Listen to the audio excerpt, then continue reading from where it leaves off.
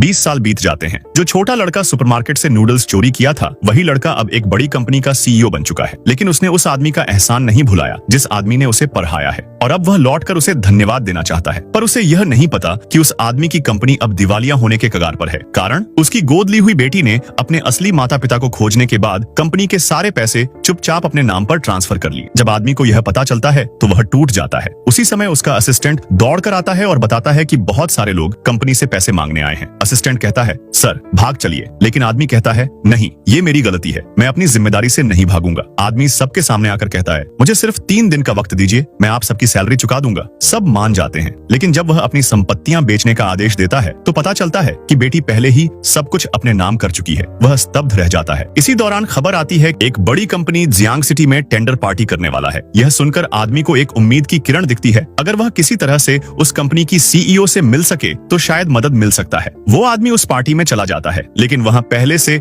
उसका गोद लिया बेटी अपनी असली माँ और बाप के साथ वहाँ मौजूद थी। वहाँ वह आदमी को देख चिल्ला उठती है, तुम यहाँ क्या कर रहे हो? ये तुम्हारे जैसे लोगों की जगह नहीं है। फिर वह सिक्योरिटी को बुला लेती है और कहती है, ये आदमी बिना इनविटेशन के आया है। सिक्योरिटी उसे बाहर निकालने ही वाला था, तभी सीईओ खुद वहाँ पहुँचता है और उस आदमी से कहता है, चेन अंकल, कितने साल हो गए? आदमी हैरान होकर पूछता है, तुम कौन हो? सीईओ कहता है, मैं वही बच्चा जिसे आपने अनाथालय में पढ़ाया था। फिर सीईओ को उस गोद ली हुई लड़की की हरकतों के बारे में पता चलता है और वह उसे डांटता है, तुम जैसी नाशुक्रा लड़की ने उस आदमी को धोखा दिया जिसने तुम्हें बेटी माना। लेकिन लड़की अब भी उसे तिरस्कार भरी नजरों से देखती है और कहती है, तुम क्या कर लोगे? तुम्हारे पास तो कुछ नहीं है। देखो, ये मेरी घड़ी पूरे 50 लाख की है, तुम पूरी जिंदगी काम कर लो, फिर भी इसे नहीं खरीद सकते। सीईओ मुस्कुराता है और कहता है, अगर मैं एहसान चुकाने आया हूँ तो सबसे पहले तुम्हारे पिता की कंपनी का 30 मिलियन का कर्ज चुका देता हूँ। ये बोलकर सीईओ एक जोरदार थप्पड़ उसके गाल पर मारता है। तभी लड़की की असली पिता सिक्योरिटी से कहता है कि इस आदमी को सजा दो, लेकिन तभी मैनेजर सामने आता है और झुककर सीईओ को सलाम करता है। सब हैरान हो जाते हैं और कहता है, क्या तुम इस कंपनी के चेयरमैन हो?